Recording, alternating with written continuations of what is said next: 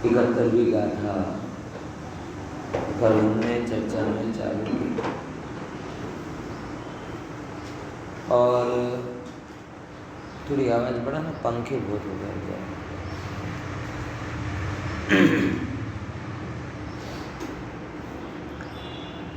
कल ये इस बात पर जोर दिया था कि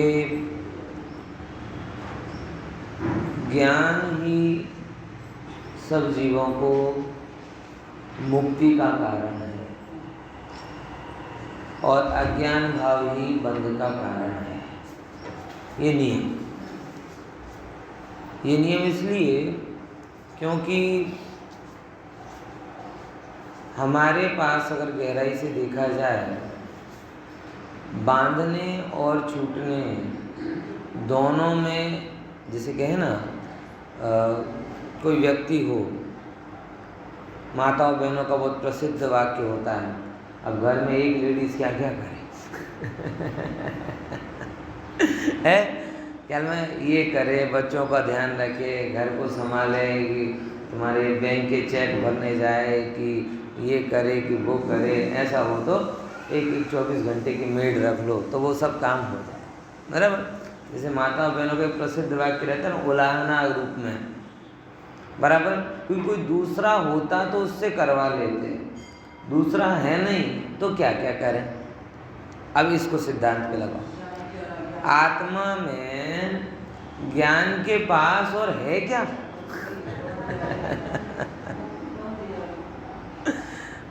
कुछ है क्या? हाथ पैर है क्या आत्मा के? हैं? चार गति है क्या आत्मा की? हैं? पैसा, जमीन जायदाद, जर जोरू जमीन के कारण झगड़ा होता है, अपन कहते हैं, लेकिन आत्मा की ना तो जर है, ना जोरू है, ना जमीन है। समझ गए ना? ये बहुत प्रसिद्ध वाक्य है, सुनती है। कौन सा? कि झगड़ा कैसे होता? जर जोरू जमीन। और वो सही बात है, बड़े से बड़े क्रोधादि का कारण महाभारत से लेकर आज की जितनी भी ये यूक्रेन का युद्ध हो, इनमें अगर ऊपर से देखोगे तो कारण क्या दिखाई देते हैं? जर जोरू जमीन। जर मतलब धन पैसा, जोरू मतलब स्त्री, और जमीन मतलब जमीन का टुकड़ा। अब समझना, सारा जगत ये कहता है कि क्रोध आदि जर जोरू जमीन के कारण होते हैं, लेकिन आत्मा की तो ना जर है, ना जोरू है, ना जमीन है, ना हाथ पैर है, कुछ भी नहीं है, चल अचल संपत्ति बाहर की। तो ये क्रोधादि उस रूप करे तो करे कैसे, ये बताओ। यानी आत्मा के अंदर जो है वही करेगा, दूसरा है नहीं तो कहां से करेगा। अब से समझना, आत्मा के पास आत्मा को जानने वाला एक ज्ञान नाम का अस्त्र है, और आत्मा को नहीं जानने वाला अज्ञान नाम का प्रमाद है। बात समझ में आ रही? जब ये जीव आत्मा और अनात्मा को नहीं जानने वाला प्रमाद करता है तो उसके फलस्वरूप बंधता है। और जब ये आत्मा और अनात्मा को जानने वाला पुरुषार्थ करता है तो बंधनों से मुक्त होता है। 100 की एक बात ये बात आई कि नहीं? ख्याल में सीधी सी बात है। आप जब हम बाहरी दृष्टिकोण से देखते हैं तो 50 चीज़ें बंधन की दिखाई देती हैं। 50 कारणों से हम कह सकते हैं कि इसके कारण गुस्सा आया, इसने मुझे मैसेज नहीं किया, अथवा मेरे मैसेज का रिप्लाई नहीं किया, इसने मेरा पैसा नहीं दिया, इसने मेरी बात को नहीं माना, ये मेरी इच्छा विरुद्ध किया, ये अपने वादे से मुकर गया, वगैरह वगैरह वगैरह वगैरह वगैरह। आप बाहरी कारणों में जब घूमने जाओगे तो आपको 50 कारण दिखाई देंगे झगड़ा करने के, लेकिन भीतरी कारणों में जाओगे तो आपको एक ही कारण दिखाई देगा कि हमने आत्मा और अनात्मा का भेद ज्ञान नहीं किया, इसीलिए ये सब हुआ। क्रोध भी इसके कारण हो रहा, मान भी इसके कारण हो रहा, कपट, लोभ, काम, जो भी विकार हो रहे, उन सब विकारों का मूल कारण आत्मा और अनात्मा के भेद ज्ञान का अभाव है। अब आश्चर्य की बात यह है, जो मैंने कल कहा था कि ज्ञान को हम औषधि के रूप में बोलते हैं और आदमी सुनता कैसे पता है, हाँ ज्ञान की बात तो ठीक है पण बीजू कहीं करवू पड़े। मतलब मैं कल भी पूरे लगभग इसी बात पर जोर दिया कि भाई ज्ञान मतलब वही बात हुई कि हनुमान जी दौड़े दौड़े गए और रात के अंधेरे में लक्ष्मण के लिए संजीवनी बूटी लेकर आ गए और यहाँ के डॉटाए मानस कह रहे हैं संजीवनी बूटी तो ले आए मगर एक काम करो काढ़ा और पिला दो, हमारी दादी में वही पिलाती थी। हैं अरे एक पैरासीटामोल और दे दो। अब बताओ हनुमान जी पर क्या बीतेगी। हमने मूर्खों के लिए पहाड़ लेकर आए। समझे कि नहीं समझे। अपने हिंदी में अपने जैन महाभारत में जैन रामायण में संजीवनी बूटी नहीं है, विशल्या का स्नान किया हुआ जल बराबर। बाकी जानकारी के लिए पद्म पुराण में मिले। अपेक्षा अगर चातक नजरों से मत देखें कि मैं आपको पूरी राम कहानी सुनाऊंगा। कुछ आप भी तो करो। ख्याल में आया? अभी देख लेना उसमें। अभी क्लाइमैक्स भी सुन लोगे क्या?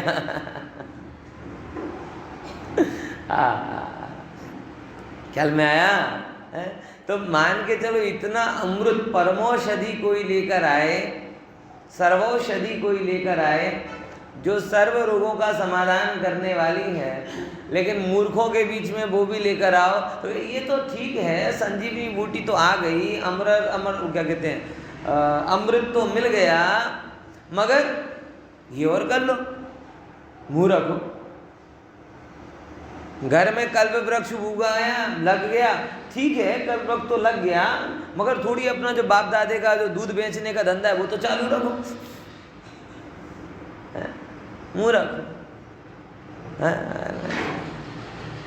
पारस मणि मिल गई, कोई बात नहीं, पारस मणि तो मिल गई, लेकिन भंगार का धंधा चालू रखो। धंधा तो धंधा ही होता है ना।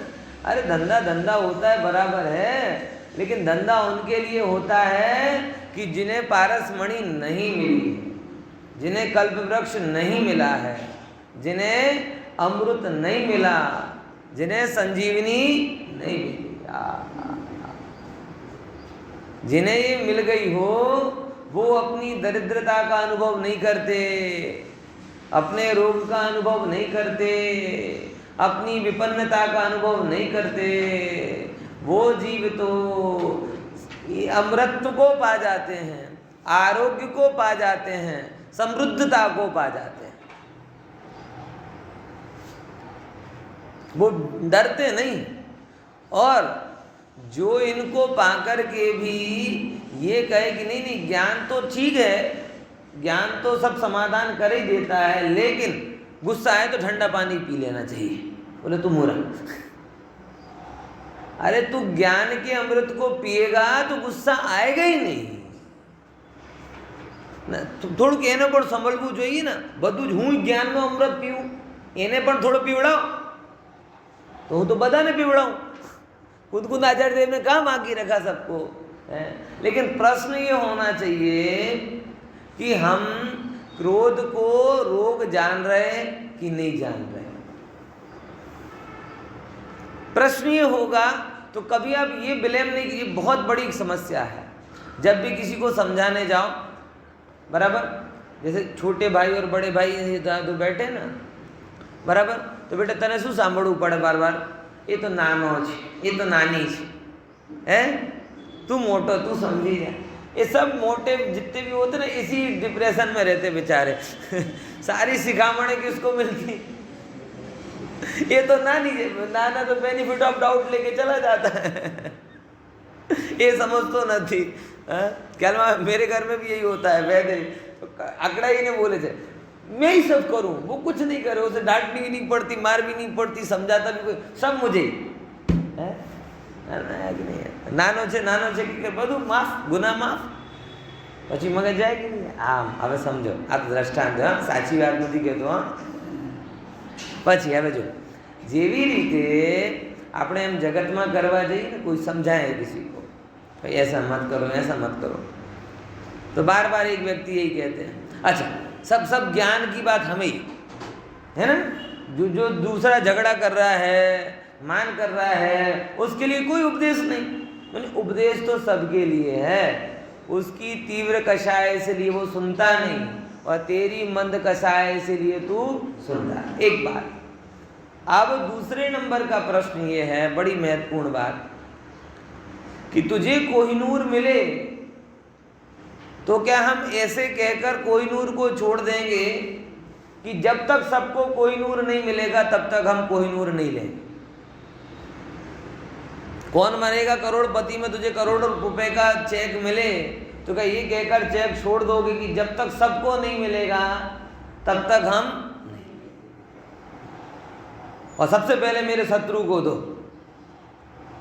है कि ये करोगे कि शत्रु को मिले ना मिले, बल्कि शत्रु का ही मुझे दे दो. है, अब समझना, जिसके प्रति क्रोध आया वो कौन है आपका? सरल भाषा में कहे तो शत्रु. और क्षमा क्या है?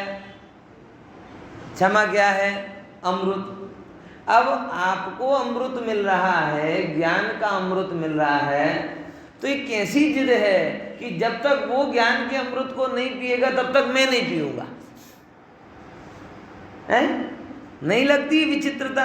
ये तो वही भूल हुई कि जब तक उसे करोड़ों रुपए नहीं मिलेंगे तब तक मैं नहीं लूंगा. मूर्खता हुई ना.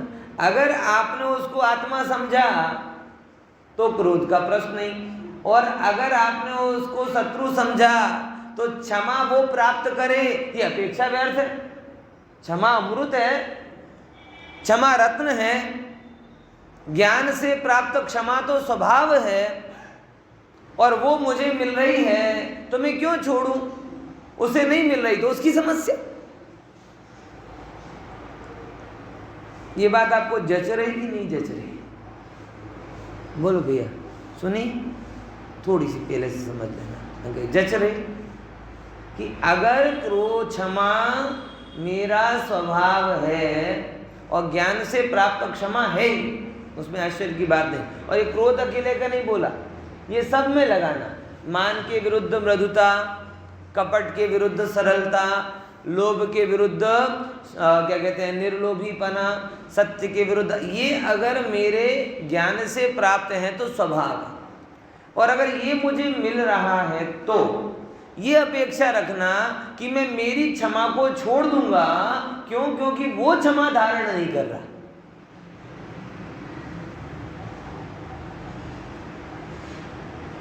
बोल, ये ज्ञान है कि महाज्ञान?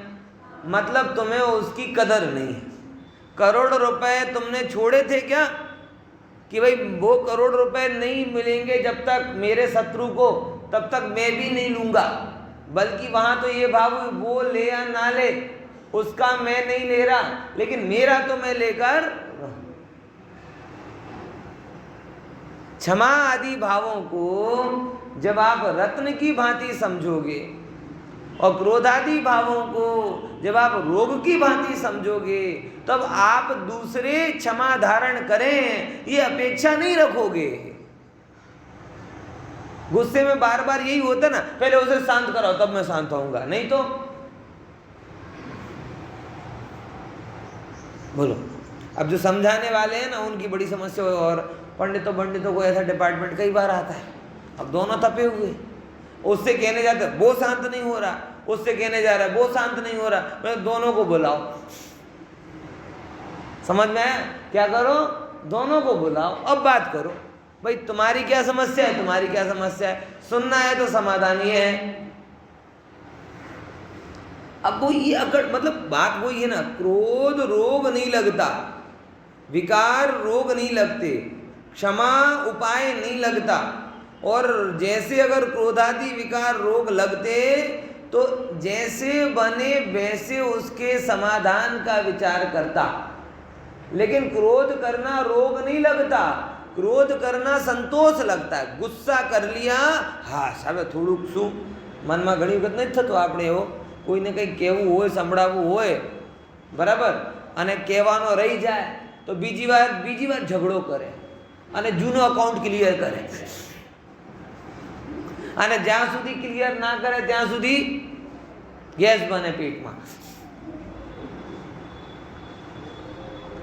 और बोलते हाँ अब ठीक है, अब ठीक है, मतलब क्या हुआ, क्रोध राग लग रहा कि संतोष लग रहा, क्रोध करके रोग जैसी फीलिंग आ रही कि संतोष की फीलिंग आ रही, बोलो है? मैं ये कहता हूँ कि आप ऐसे विचार, ये अकेला क्रोध बता रहे हो, क्या क्रोध लिखा है, ऐसे मान में किसी ने अपमान कर दिया, जब तक उसका वो मतलब रिवर्स नहीं कर दें, कपड़े को लेकर अपमान किया तो दूसरे दिन बढ़िया बेहतरीन कपड़ा 5000 का कपड़ा ले पहने और उसको जब तक बताए नहीं तब तक तू कौन ना हूँ कौन है? ऐसा तब संतोष, मान करके संतोष करे, पैसे कमा के संतोष करे, ये सब क्या है, रोग को पा पाकर संतोष करने जैसी विपरीत मान्यता है। मैं हमेशा एक बात कहता हूँ, रोगी भोगी और भिखारी ईर्ष्या के नहीं दया के पात्र होते हैं। समझे क्या बोला? रोगी भोगी और भिखारी, मैंने जानबूझकर भोगी को बीच में रखा है क्योंकि रोगी को देखकर कोई ईर्ष्या नहीं करता, भिखारी को देखकर कोई ईर्ष्या नहीं करता, लेकिन क्रोधादि भाव हो या धनादि का भोगी कोई जीव हो उसे देखकर लोग ईर्ष्या करते हैं। ख्याल में आए कि नहीं है? समझे कि नहीं सब? आज ही मैंने अखबार में पढ़ा, देखकर दंग रह गया कि दिव्य भास्कर में अहमदाबाद में 8 से 10 बजे के बीच में लोग कितने, वो दिव्य भास्कर किसके यहाँ पर आया है, 8 से 10 बजे के बीच में लोग 10 लाख लिखा है कि 12 लाख का वो खा जाते हैं, क्या 10 लाख का गोला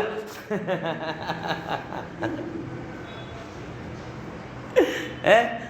देख रहा था, आते पेपर पलटा था ना तो सिटी भास्कर के पेज में लिखा था 8 से 10 के, मतलब इतने भोगी 10 लाख का गोला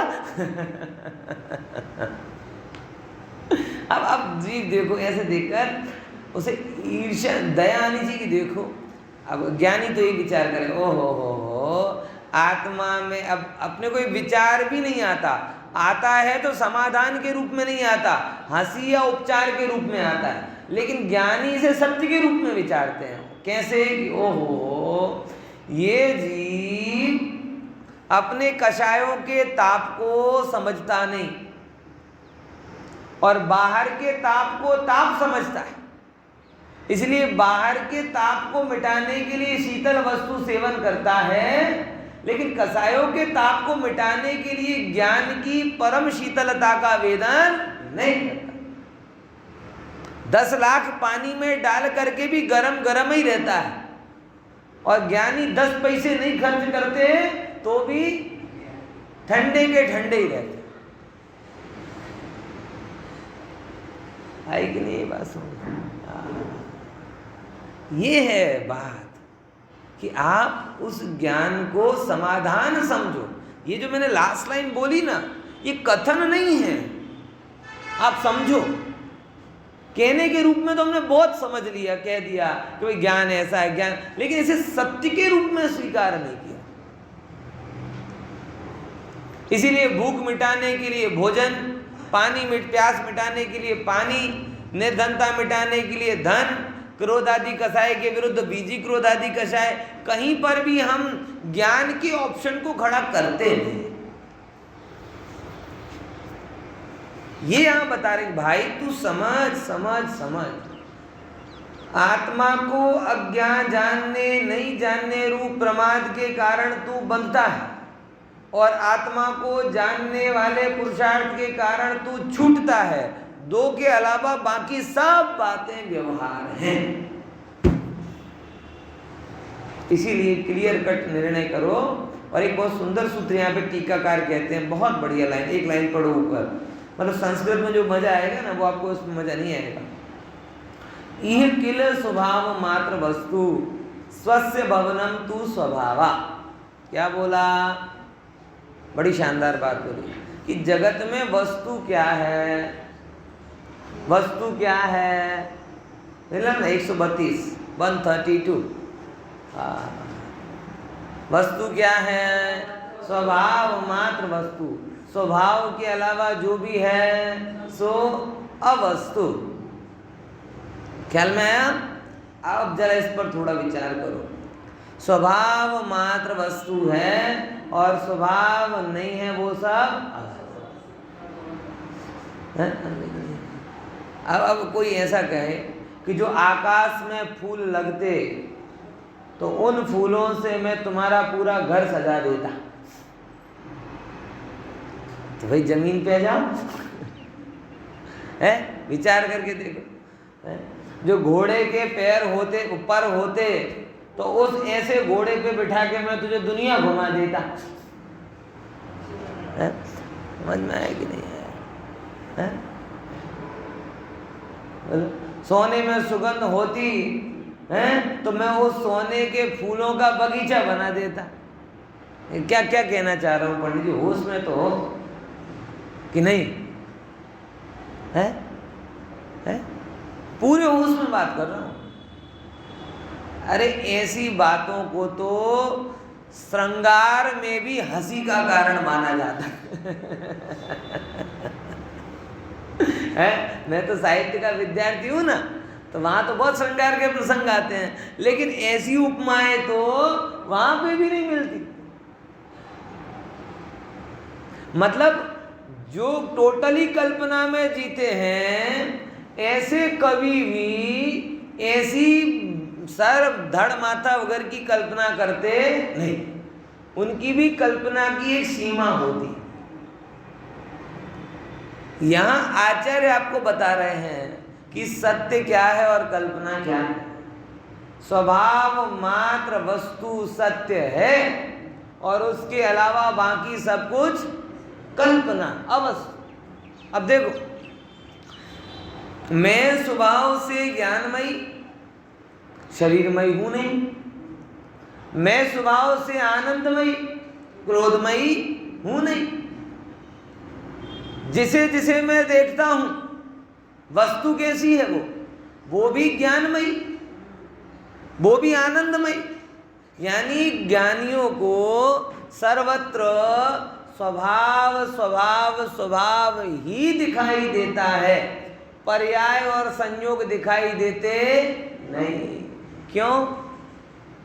क्योंकि स्वभाव मात्र वस्तु है। अब देखो, स्वभाव मात्र ये क्या है?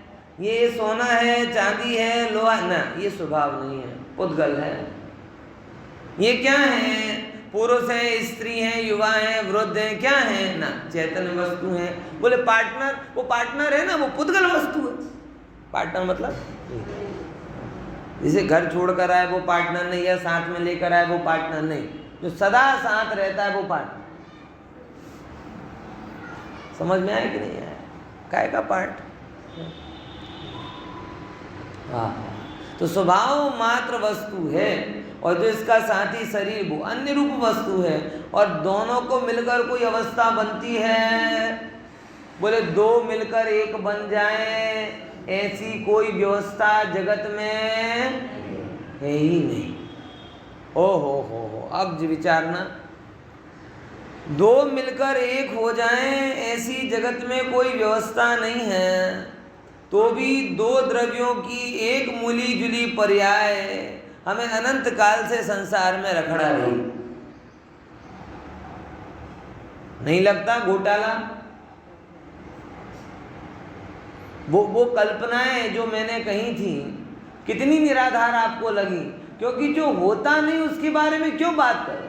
आकाश में फूल होते नहीं, सोने में सुगंध होती नहीं, है उड़ने वाला घोड़ा होता नहीं। अब जो होता नहीं उसके आधार पर भोगों की कल्पना करो तो कोई भी कहेगा भैया जो है उसका भोगो ना। उड़ने वाला घोड़ा नहीं होता, लेकिन एरोप्लेन होता, उसमें घुमाओ। आकाश के फूल नहीं होते, लेकिन इतने सारे सोने चांदी हैं, वो उनसे बनवाओ आभूषण, कौन मना कर रहा। तो जो है उसको भोगो, जो नहीं है उसको भोगने का क्या प्रश्न है। सीधा सीधा निष्कर्ष सामने आता कि नहीं आता? क्या बोला बेटा, समझ में आया? जो है उसको भोगो ना, जो नहीं है उसके भोगने की कल्पना जो है उसको बिगाड़ने का कारण बनती है। सिद्धांत प्रभु, जो है उसको भोगो, जो नहीं है उसको छोड़ो। तो जगत में सर्वत्र स्वभाव ही है, तो भोगा किसे जा सकता है? स्वभाव को। बाकी तो सब उड़ने वाले घोड़े हैं, जो कभी आएंगे नहीं, आएंगे तब देख लेंगे। वैसे ये जिन्होंने पर में अगर क्या सुख की कल्पना की, वो उड़ने वाले घोड़े की सवारी की बात कर रहे हैं। घोड़े के पर होते नहीं हैं, और जब होंगे तब देख लेंगे।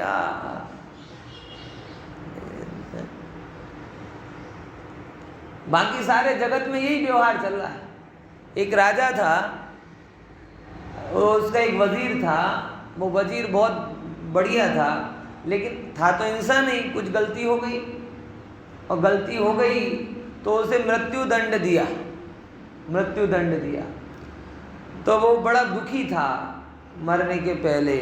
तो राजा ने पूछा, मर रहे हो इसलिए दुखी हो? अब राजा को भी थोड़ा राग तो था उससे प्रति, भाई इतना अच्छा काबिल वजीर था, सब था, लेकिन मृत्यु दंड दे दिया। तो दुखी देखा तो बोले, राजन मैं मेरी मृत्यु को लेकर दुखी नहीं था। बोले तो किस बात पे दुखी थे? बोले मैं इस बात पे दुखी था कि मेरा एक रिसर्च प्रोजेक्ट चल रहा था। कौन सा? घोड़े और बाज को मिलाकर, बाज होता है ना, उसको मिलाकर मेरा एक रिसर्च प्रोजेक्ट चल रहा था, और वो रिसर्च प्रोजेक्ट लगभग पूर्णता की ओर है। साल 1.5 साल अगर मुझे और मिल जाए तो मैं उड़ने वाला घोड़ा बना दूंगा। है? उसका बेटा भी सुन रहा। अब भले ही राजा को क्रोध आया, लेकिन लोभ तो पड़ा ही था ना। तो उस लोभ ने क्या कर दिया, क्रोध को ढांक दिया। अब उसका और बोला, ठीक है तुम्हें 1.5 साल दिए, ठीक है तुम्हें क्या दिए, 1.5 साल दिए, उसके बाद में तुम्हें मृत्यु दंड दिया है, तब तक तुम्हारा प्रोजेक्ट पूरा करो। और उसका बेटा कहता है, पिताजी अपना तो ऐसा कोई था ही नहीं, कहाँ बाज, कहाँ घोड़ा, कहाँ उड़ना। बोले बेटा तू समझता नहीं, 1.5 साल मिल गए ना। अब 1.5 साल में हो सकता है मैं ऐसे ही मर जाऊं, हो सकता है राजा मर जाए, हो सकता है मेरा पुण्य जाग जाए, हो सकता है उसकी कसाई बदल जाए। 1.5 साल में तो क्या से क्या नहीं हो सकता। तो तू तो 1.5 साल का एंजॉय कर, 1.5 साल बाद फिर कुछ बोल देंगे। चला तो चला, नहीं तो समाजवाद आ ही रहा है। समझे कि नहीं समझे? ये हो रहा है संसार में। ये भोग भी लगभग ऐसे ही है। अब बस ये मिल जाए तो ठीक, ऐसे करके 1.5 साल और निकल गए। अभी तक उड़ने वाला घोड़ा आया नहीं, फिर कोई दूसरा उड़ने वाला घोड़ा, इतना और निकल जाए तो ठीक। वो उड़ने वाला घोड़ा कभी आता नहीं है, और उसके चक्कर में पूरी पर्याय उड़ जाती। ये जो लोग हैं ना, जो ये कहते हैं इस भाव में तुम दान दो, अगले भाव में तुम्हें वहां ले जाऊं, वो कौन सी बात कर रहे हैं? इस भाव में तुम दुखी रह लो, अगले भाव में तुम्हें सुखी कर दूंगा। अरे जो ज्ञानी हैं वो इस भाव में भी सुखी हैं, और अगले भाव में भी अगर ज्ञानी रहेंगे तो, क्योंकि उनने अपने सुख को स्वभाव में लगाया है, और हम लोगों ने किस में लगाया? जो है नहीं उसमें लगाया।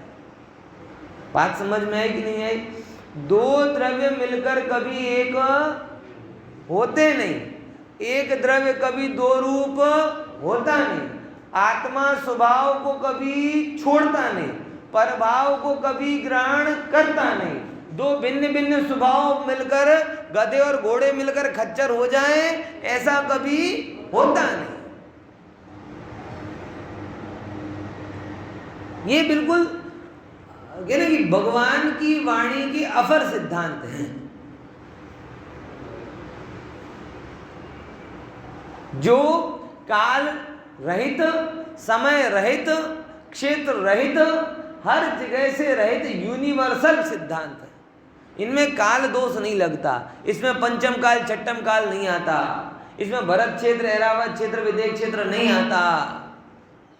ये सनातन सत्य है कि जो भी वस्तु है वो स्वभाव मात्र ही है। जो भी वस्तु है, लिखा एकदम ये लाइन आपके अंदर में यहां अंकित होनी चाहिए। वस्तु कैसी? कैसी वस्तु? स्वभाव मात्र, मतलब कि जो अपना है वही है और जो पर का है वो पर का ही है। पर का अपने में नहीं आएगा, अपना और पर मिलकर तीसरा कोई नया नहीं, अपना छूटेगा नहीं, पर का आएगा नहीं, और दो मिलकर अरस परस ऐसी कोई व्यवस्था भी वस्तु में है। इसीलिए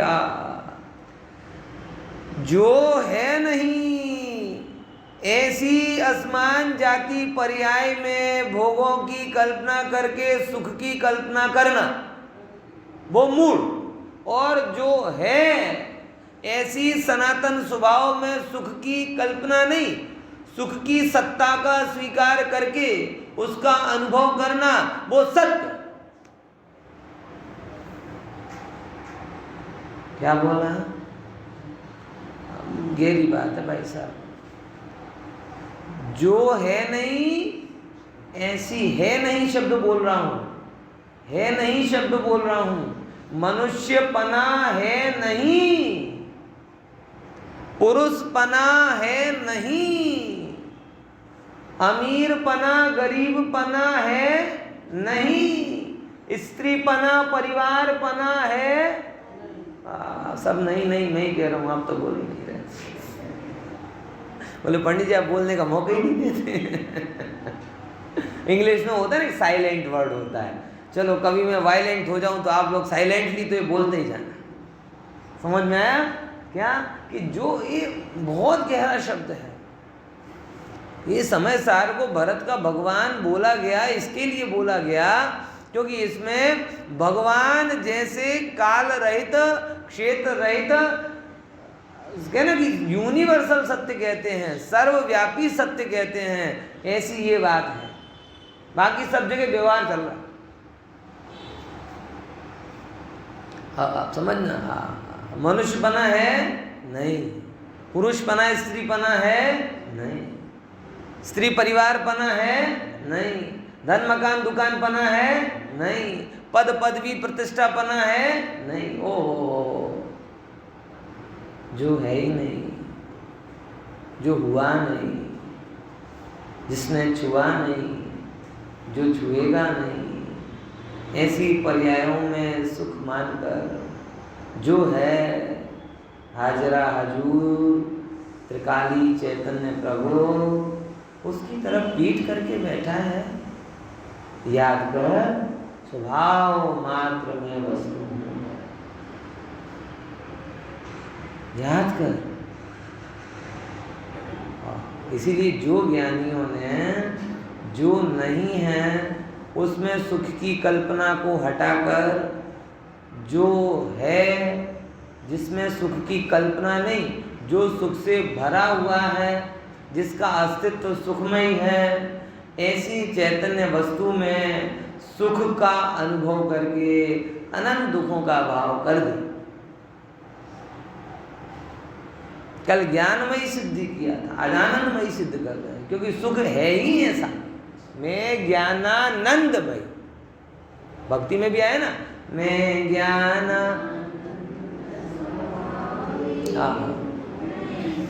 नानंद स्वामी, ये बोला। ज्ञानमयी कल था, वो भी समाधान कारक, आनंदमयी में वो सर्व सुख कारक। बराबर क्या में? तो अब ये हमेशा लगा के चलना, पर में किया हुआ रोकाण पर में जाएगा, निज के हाथ कुछ नहीं आएगा, और निज में किया हुआ रोकाण सिद्ध तक ले जाएगा। उसे देखकर जगत भी निज पद को पाएगा। पर में किए हुए रोकाण को देखो, करने वाला नरक में जाएगा, अनुमोदना करने वाले भी कहाँ जाएंगे, धीरे धीरे उसी रास्ते पर जाएंगे। पर में रोकाण करे, भोग में करे, शरीर में करे, पैसे में करे, ये कहाँ लेके जाएगा, अधोगति। वो तो जा ही रहा, और उसको हसरत भरी नजर से जो देख रहा है वो थोड़ी बच जाएंगे, वो भी वहीं जाएंगे। और स्वामी किया हुआ रोकाण सिद्ध पद तक ले जाएगा, निज पद तक ले जाएगा, और उसकी जो अनुमोदना करेंगे वो भी उसके साथ साथ कहाँ पहुंच जाएंगे, ऐसा है। देखो मैं संक्षिप्त टीका पढ़ देता हूँ, बहुत अच्छी अच्छी बातें इसके अंदर आएंगी। देखो तो ये लाइन तो मतलब मेरे जीवन का तो मूल है, ऐसे समझ लो। और जिसकी दृष्टि में ये निर्मलता है ना, कैसी कि स्वभाव मात्र वस्तु है, स्वभाव मात्र वस्तु है, वो सारे जगत के लिए प्रकाश स्तंभ है। क्योंकि सारा जगत इसी अंधेरे में है, दो को एक मानने के भ्रम में। और जो ज्ञानियों ने एक को एक माना, पर से भिन्न माना, वो सारे जगत के लिए क्या है, लाइट हाउस है। समझते ना, लाइट हाउस क्या होता है? दरिया कांठे जो जहाज जो भटक ना जाए, इसके लिए बीच बीच में क्या लगा देते हैं, लाइट हाउस। ये है ना।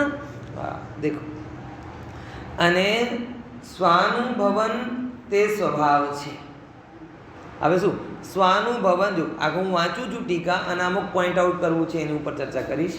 આ જગતમાં વસ્તુ છે તે સ્વભાવ માત્ર છે, અને સ્વાનુભવન તે સ્વભાવ, સ્વાનુભવન, સ્વરૂપે ભવન, સ્વાથી ભવન, સ્વામાં ભવન, સ્વા માટે ભવન, સ્વાથી ભવન।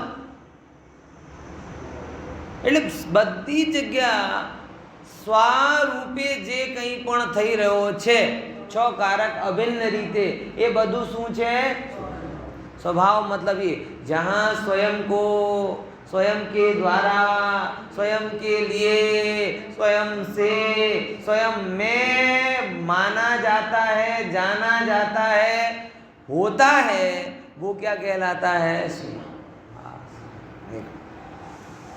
માટે નિશ્ચયથી જ્ઞાનનું થવું, પરિણમવું, તે શું છે, આત્મા છે। એનો મતલબ આત્મા ज्ञानमा तो ज्ञानमयी आत्मा ज्ञान को, ज्ञान के द्वारा, ज्ञान के लिए, ज्ञान से और ज्ञान में परिणमित होता है, प्राप्त करता है।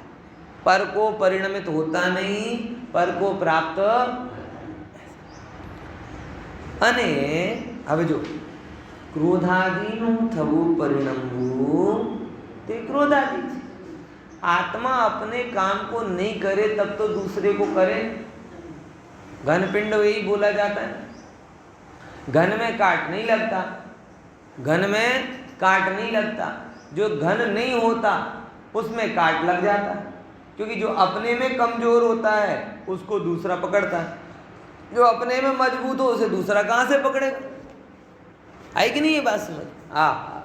तो आत्मा तो ज्ञान का घनपिंड है, तो उसमें क्रोधादि आए तो आए कहाँ से, उसमें राग का काट कहाँ से लगे, क्रोध का काट कहाँ से लगे।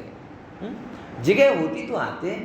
आत्मा एक समय अपना काम नहीं करता तो क्रोधादि आते हैं, लेकिन ज्ञान स्वभाव तो कभी आत्मा छोड़ते ही नहीं। Full time duty, all time duty, ज्ञानमयी ज्ञानमयी ज्ञानमयी ज्ञानमयी ज्ञानमयी ज्ञानमयी ज्ञानमयी। बिल्कुल वैसे जैसे रत्न प्रकाशमयी प्रकाशमयी प्रकाशमयी प्रकाशमयी, फूल सुबासमयी सुबासमयी सुबासमयी सुबासमयी। सुबास समझते हैं ना? जैसे फूल हर अवस्था में किस रूप करता है, सुगंध के रूप परिणमित होता है। रत्न हर समय किस रूप परिणमित होता है, प्रकाश के रूप में परिणमित होता है। अग्नि हर समय उष्णतामयी उष्णतामयी उष्णतामयी। अब उष्णता कोई दिवस रजा ले तो शीतलता है ना, अब उष्णता कहती मैं क्यों रजा लूं, मैं इसे छोड़कर कहाँ जाऊंगी।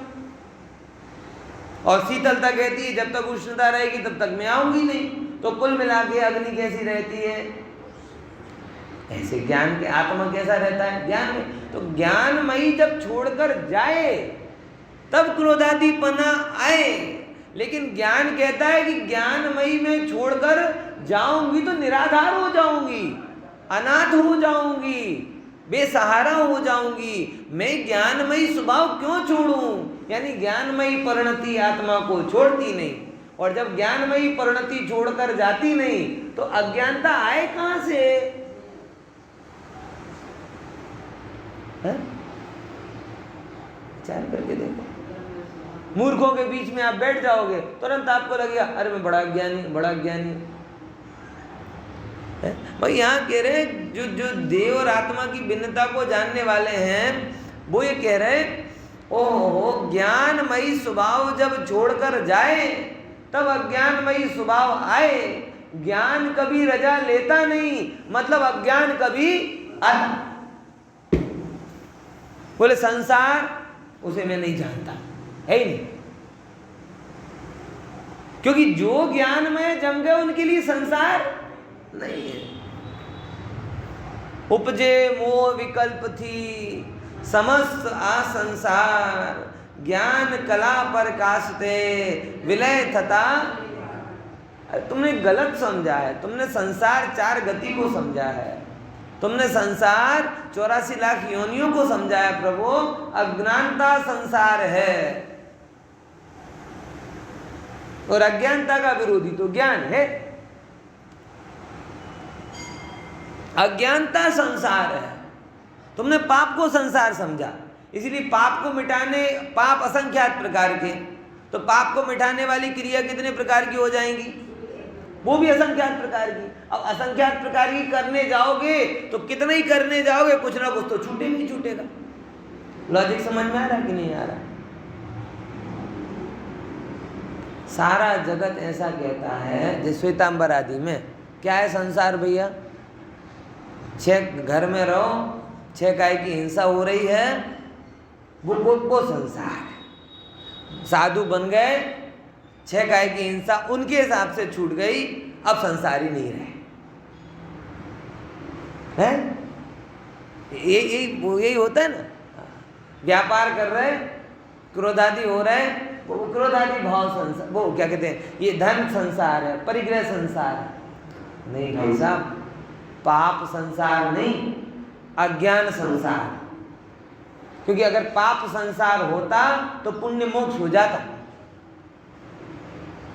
और पाप तो असंख्यात प्रकार के हैं, तो मोक्ष का मार्ग भी कितने प्रकार का हो जाता, उसके अभाव रूप असंख्यात प्रकार का पुण्यमयी मार्ग मोक्ष मार्ग हो जाता।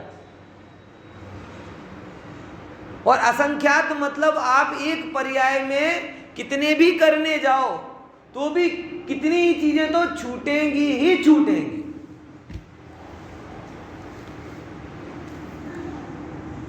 अब सीधी सीधी सी बात है, सारे जैन समाज में इस परम सत्य को धुंधला कर दिया।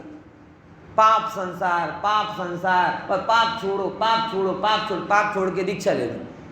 ठीक है, उनको लगता कि पापमयी प्रवृत्तियां छुड़ा दी, उनके हिसाब से पापमयी प्रवृत्तियां नहीं कर रहा, मतलब संसार छूट गया। प्रभु अज्ञानतामयी संसार तो अंदर पड़ा हुआ है। जिनकी अज्ञानता नहीं छूटी उनका पाप छूटा कैसे? क्योंकि सबसे बड़ा पाप तो अज्ञानता ही है। क्योंकि पाप की परिभाषा क्या बताओ बेटा, बोलो, किसका कारण पाप है? नहीं, परिभाषा बोलो, परिभाषा। सेनु कारण केवो कार्य, हाँ, અને एक और कार्य, दुखनु कारण बुरु कार्य ए पाप। फिर इसे क्या बोला? दुखन का कारण बुरा कार्य ही, मतलब जो दुख का कारण है और बुरा कार्य। तो अज्ञानता, आत्मा और अनात्मा की जो अज्ञानता है, क्या वो दुख नहीं देती? अरे वही दुख देती है, वो दुख नहीं देती ऐसा नहीं कह रहे, बल्कि वह ही दुख देती है। बाकी तो दुख है कहाँ? नरक में कहाँ दुख है? मोक्ष में क्या कहते हैं, स्वर्ग में कहाँ सुख है? दुख का कारण क्या है? आत्मा और अनात्मा की आगे वही दुख देती। और बुरा तो है ही, जो चार गति में ले जाए तो वो बुरा कहेंगे कि भला। यानी एकमात्र पाप कौन सा है? अज्ञान। तो एकमात्र पाप कहो से चाहे अज्ञान कहो, तो धर्म कौन सा होगा? एकमात्र ज्ञान। ये सिद्धि है। सारा संसार ये कह रहा पाप संसार है, पाप संसार है। और जब जब आप ये कहते हो कि पाप संसार है, तो असंख्यात प्रकार के पापों के विरुद्ध असंख्यात प्रकार के पुण्य भाव आ जाते हैं। तब आप लगाते हो कि असंख्यात प्रकार का पाप छोड़कर असंख्यात प्रकार का संसार छोड़ दिया। भाई कोई नहीं छोड़ पाया, कोई नहीं छोड़ पाया। ओहो, अज्ञानता ये संसार है और ज्ञान ये मोक्ष। हाँ हाँ, बहुत अच्छी लाइन बोली।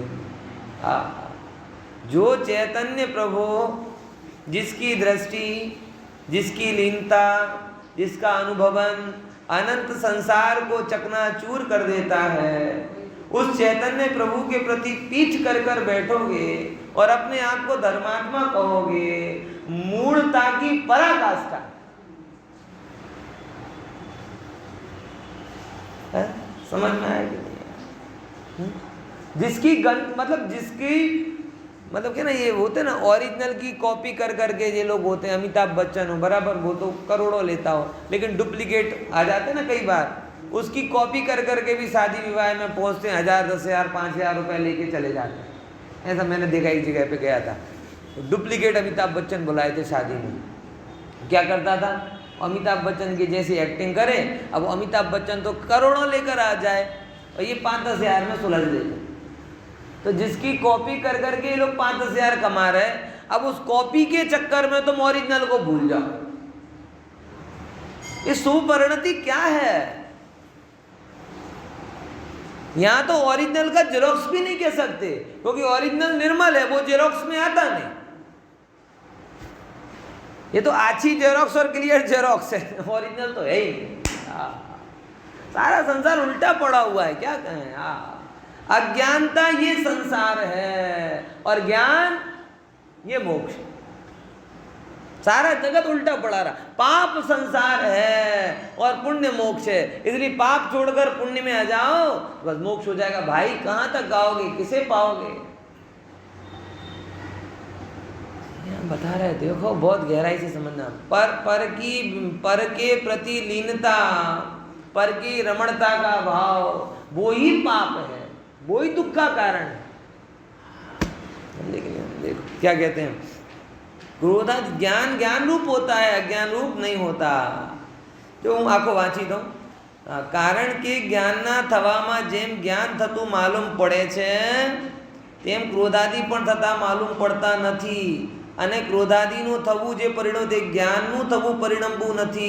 કે કારણ કે ક્રોધાદિના થવામાં જેમ ક્રોધાદિ થતા માલુમ પડે છે, તેમ જ્ઞાનપણું થતું માલુમ પડતું નથી। જ્ઞાન की परिणति जाए तो क्रोध की परिणति आए, ज्ञान की परिणति जाती नहीं तो अंदर में क्रोध आदिपना आता। और जो अपने आप को ज्ञानमयी जानकर ज्ञान में अटक गए, उनके क्रोधादि होते नहीं, ऐसा अनंत सर्व भगवंतों ने जाना। आ रीते क्रोधादिने निश्चयથી એક વસ્તુ પણ નથી। જો ભાઈ એક નથી અને એક નથી મારો નથી એટલે મારો થઈ શકતો પણ નથી। અને બીજા નંબરની વાત થોડી અઘરી વાત कि मारो थई शकतो नहीं એટલે मारो बगाड़नारो पण थई शकतो नहीं।